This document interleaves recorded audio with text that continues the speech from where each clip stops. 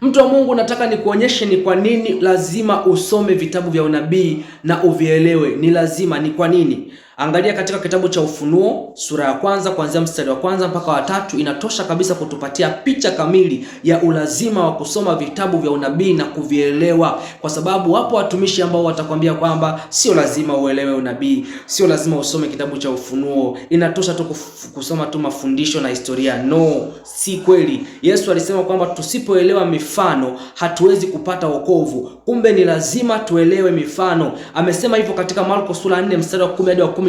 Ukishaelewa mifano utasamehewa na utapata wokovu. Lakini pia katika Mathayo sura ya 13 mstari wa 15, Yesu pia anasema kwamba hawa watu wakielewa wataongoka, nitawaponya, nitawaokoa. Kumbe ili uweze kuokolewa ni lazima uelewe mifano. Sasa kwa nini wao waseme kwamba sio lazima uelewe mifano, unabii, mafumbo sio lazima? Na ni hatari sana pale ambapo mtumishi wa Mungu anajaribu kukufundisha mifano, mafumbo, unabii kwa fikra zake kwamba hapa nadhani ni hivi au nahisi ni hivi. No, neno la Mungu, unabii haupaswi kufafanuliwa kwa fikra za mwanadamu. Umetolewa si kwa mapenzi ya mwanadamu bali kwa mapenzi ya Mungu. Kwa hiyo kinachotakiwa kuthibitisha maana ya mifano, utimilifu wa unabii, maana ya picha na vivuli vyote ambavyo vimo katika Biblia, inatakiwa neno la Mungu lenyewe ndio lithibitishe. Kwa neno lithibitishe neno na sio fikra za mtu au mawazo ya mwanadamu, kwa sababu hayo sio mapenzi ya Mungu. Mapenzi ya Mungu mwenyewe yathibitishwe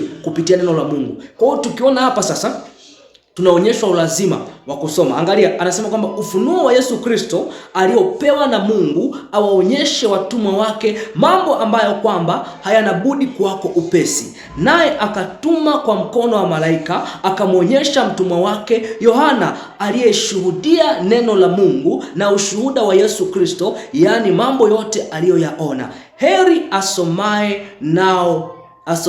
na wao wayasikiao maneno ya unabii huu na kuyashika yaliyoandikwa humo, kwa maana wakati ukaribu. Unaona, heri asomaye na wao wayasikiao maneno ya unabii huu na kuyashika yaliyoandikwa humo, kwa maana wakati ukaribu. Kama sio muhimu, kwa nini Yesu Kristo atume wapa ufunuo? Kwa nini Yesu Kristo atoe wapa unabii? Kwa nini Yesu Kristo atume unabii kwetu kwa ajili yetu? Kwa nini? Ni kwamba kupitia huu ufunuo tutaweza kuona mlango wa kuingia katika uzima wa milele. Kwamba ni lazima, ni muhimu. Kama isingekuwa muhimu kusoma hivi vitabu, kama isingekuwa lazima kusoma hivi, basi kusingekuwa na haja ya Yesu kutuma. Na kwa nini asisitize kwamba heri asomaye na kuyashika? Maana yake kumbe hautakiwi kuishia tu kusoma, inatakiwa uyashike. Sasa unashika kitu gani? Ili ushike inabidi kwanza uelewe. Maana ya kushika ni kutenda au kutendea kazi. Biblia mara nyingi inaposema kulishika neno la Mungu humaanisha kulitendea kazi neno la Mungu. Sasa kama hujaelewa hii mifano, picha, vivuli ambavyo ambavyo vimeandikwa humu kwenye kitabu cha Ufunuo, kama huwezi kuelewa uhalisia wake, huwezi kuelewa maana yake, utajikuta umeshika kitu ambacho si mapenzi ya Mungu. Ukishika kitu ambacho si mapenzi ya Mungu, ukishike, maana yake utatenda kitu ambacho si mapenzi ya Mungu. Na ukitenda kitu ambacho si mapenzi ya Mungu, Yesu atakwambia kwamba ondoka kwangu, sikujui wewe, maana hapa wanaingia wale tu walioyatenda mapenzi ya Baba wa mbinguni.